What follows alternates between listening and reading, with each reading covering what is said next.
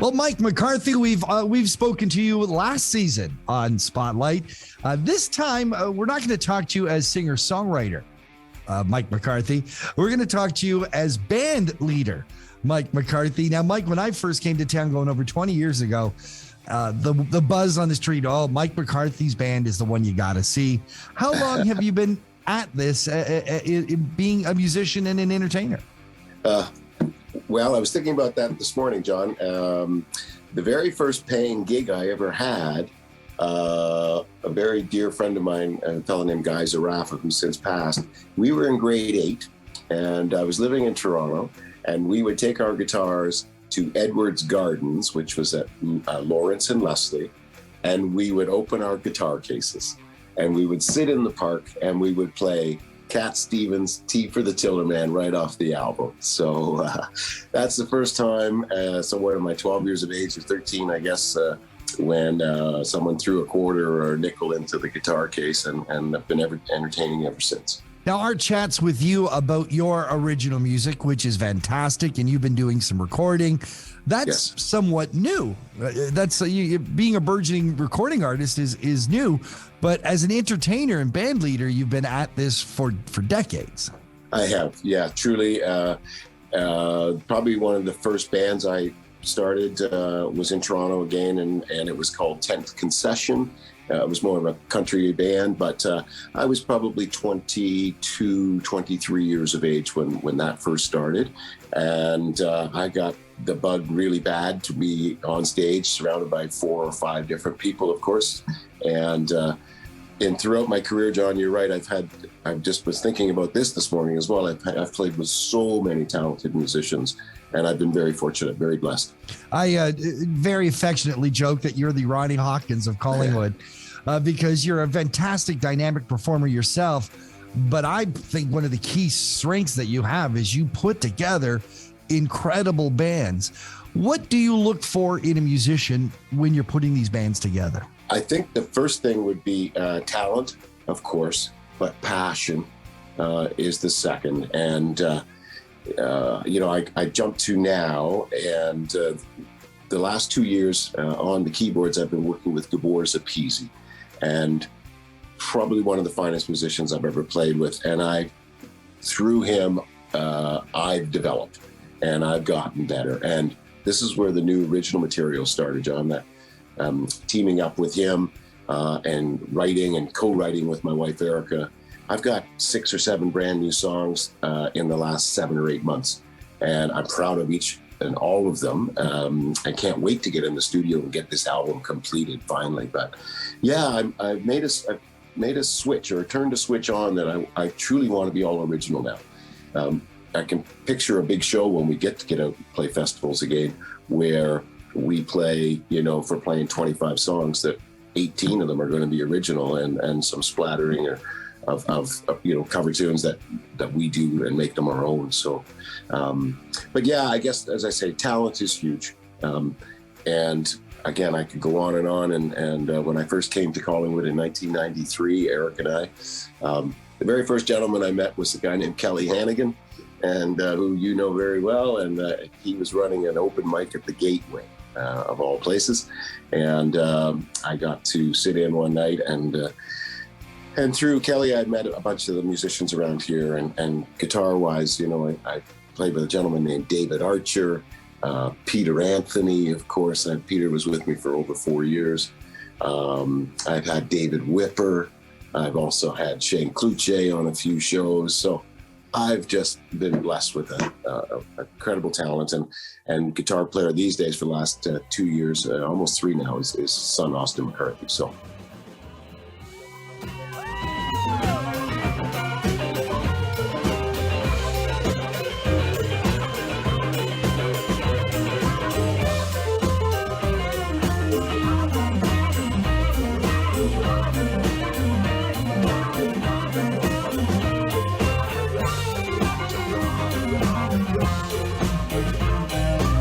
When artists are putting bands together, if someone has the desire to get this going, a lot of musicians just say, gee, it's hard to get gigs, or it's hard to get a band together. because, you know, there's one thing to learn the craft of being a performer and of being a musician and being an artist. It's another whole paradigm to get out there and sell yourself as an entertainer, to sell yourself as a guy that can put or gal that can put a band together. What would you say to someone who's going, boy, I want to be on stage like Mike McCarthy? What would you recommend? What's the first step? I think it's confidence in yourself. People go to see shows and they don't want to see you fail. So you've got to believe in yourself. And of course, the other is how do you get to Carnegie Hall, and that's practice, practice, practice. So, but once you've got all that, and you've got your band or the ability, if you're a singer or a duo or whatever you are, and then yes, you've got to then hustle. And I did that for over 20 years. But I'm very pleased to tell you, John, I think you didn't know this, that I've turned over the management of the band or the booking of the agency of the band to my wife, Erica, who's been doing that for the last 7 or 8 years. And she's very good at what she does, very diligent. And we've played some big shows and some big stages as a result of that. I don't want to necessarily go play bars anymore. I want to be on the festival circuit, and it's very intense how to get on that. And you've got to pick and choose your spots. The other nice thing is that I turned over all the production and that sort of thing to Gabor as well. So all that does is frees me up to just write songs now, which is fantastic. But to answer your question, yes, it's not easy. In terms of getting those gigs, you've got to package yourself as a product. How much of the Mike McCarthy band is just basically the songs you want to do, or the songs that you go because you've learned or you've put together for the band because it's the product that you're going to sell? The first thing that we've done, and it kind of goes back to this will be part B of your first question, is we now finally have a fantastic electronic press kit. I think you, especially in your role at the Peak FM, people don't want to listen to CDs any longer. So it truly is all digital now. So again, our website is top drawer. I think, again, Eric has done a fantastic job. So on the website, John, we try to cover off everything. So when we send the link to a festival organizer, of course, photos, we've got tremendous photos. Nick Harding has taken many photos of us that we've included in there. We've got the studio when we were at Bill of Sound. We've got 3 original songs on there that people can hear. We've got video of us in the studio. We've got video of us performing. We opened for Jack the Kaiser this summer, and video of that. Cause there's no secret potion, blue dew lotion, help me back in love with you. Well, shoot, I seen it coming when I was just a young, and my mom said I got something to say. There are 2 kinds of girls in this great big world. Both are gonna lead you astray. About the one that you wanna hold on to, the one that'll treat you right. Cause the other one will lead you down a garden of Eden, steal away your life. So with a click of a button, an organizer of a festival or whatever the venue has everything they need right at their fingertips. And they make a decision from there. Getting back to putting that band together. Yes. Do you let's put it maybe in terms of percentages. You mentioned that there's talent. Yes. You mentioned that there's a passion for music. Yes. But what about pure likability? I mean, in many cases, you're traveling great distances, spending great periods of time working and practicing and getting gigs. How much do you weigh in as just they're great to hang out with? You're right. That has got to be up there as well. There's got to be that connectivity within the band members. There's got to be that likability. There's the where I'm at these days with the players that I'm playing with, there truly cannot be, and there isn't any ego. I always kid around with the band and say, boys, let's just leave the ego. I got enough ego for every one of you, so we can just share that. No, that's terrible to say. But yes, likability, you got to surround yourself with a great bunch of people. How do you put your repertoire together and your, even the types of instruments that you're having on stage with you? How do you put that together? What focuses on basically what you love versus what's going to sell? So absolutely, I think about the show, and I always put myself in the audience. If I was at that show, what would I want to hear? And from there, then I make my set list. And I truly have 3 blank pages in front of me, and I write down numbers on the left-hand column, 1 to 10, 1 to 10, 1 to 10, and then I start creating the set list. I know what I want to open with, and I know what I want to close with, and then from there, I just start filling in. These days, I'm trying to put as many originals in set list as possible. So we did that Jack DeKaiser show. I think we played 13 songs when we opened for Jack, and 9 of them were originals. So, which was the first time I've ever done that. And it went over really, really well.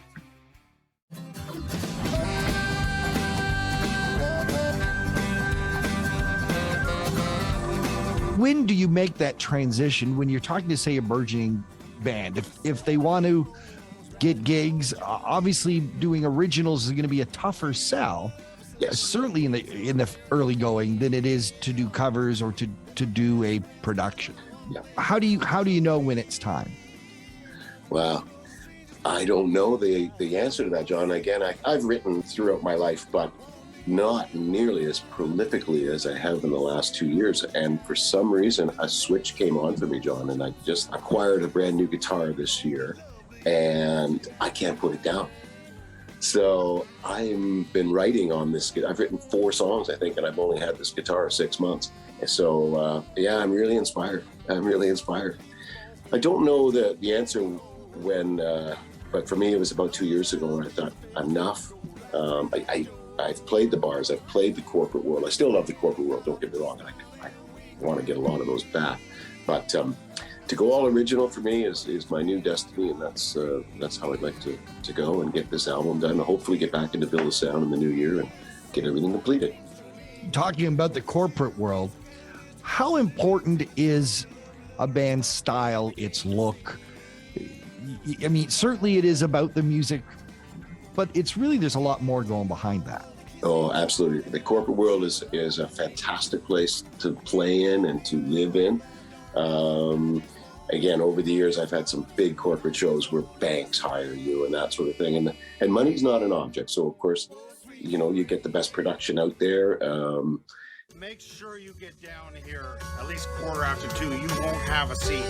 And these guys are hitting the stage. Boom.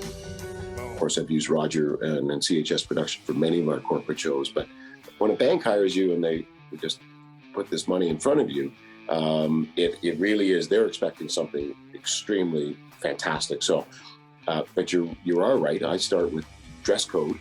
People, you're not wearing t-shirts that particular evening, and basically nobody in the band ever wears t-shirts in my band. But yeah, you got to look the part and you got to play the part. How do you know how to price your band?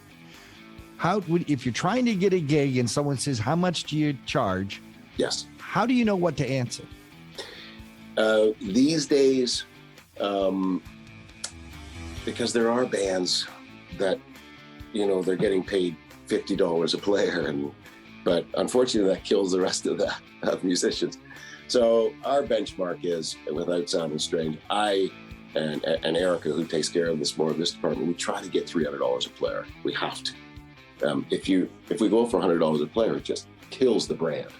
And but corporate is a whole other thing, truly. But for any sort of festival, anything like that, you've got to be able to pay your players well, because they'll keep coming back and they stay with you. And so yeah, we try to get max dollar. We do. But there's a point where you can't go in and say we're Blue Rodeo and we demand $25,000. That's not going to happen. But somewhere in between, paying the players properly is most important to me. When that question is thrown at you, is it just, okay, I'm totaling up how many guys I have at $300 a guy, that's my price? Exactly. And you're right, going back to how many members in the band, I go as big as a 7-piece, with horn and so on. So, but, if you want us as a 7-piece, here's the price. If you want us as a 6-piece, here's the price. And I truly kind of stay around the 6. I don't even like going out as a 5-piece anymore. I love having the 6-piece band. Obviously, the The sweet spot is to have that consistent band that you have put together that stays together. But you also have one hell of a Rolodex.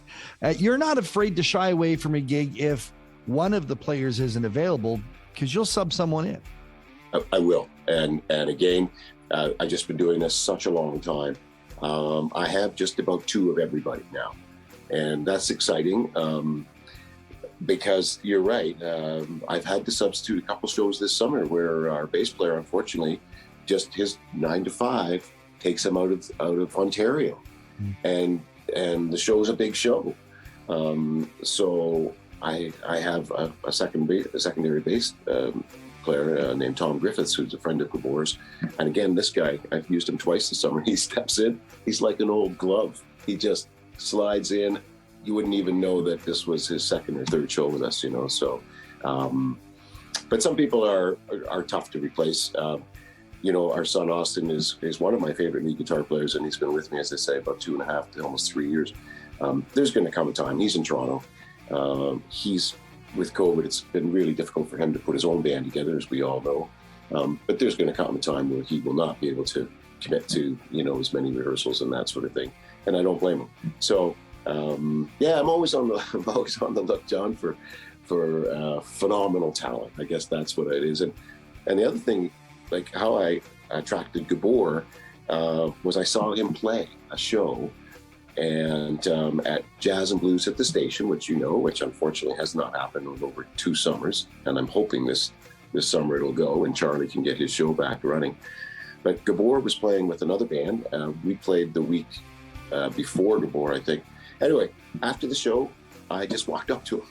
And I'd never met the gentleman. I just shook his hand and I said, "My name is Mike McCarthy at Gabor, and phenomenal. I loved your playing. And are you a gun for hire?" And he said, "I am." And I said, "Can we sometime have a cup of coffee?" Of which he agreed to. And that was over 2 years ago. And we've been together every Wednesday night.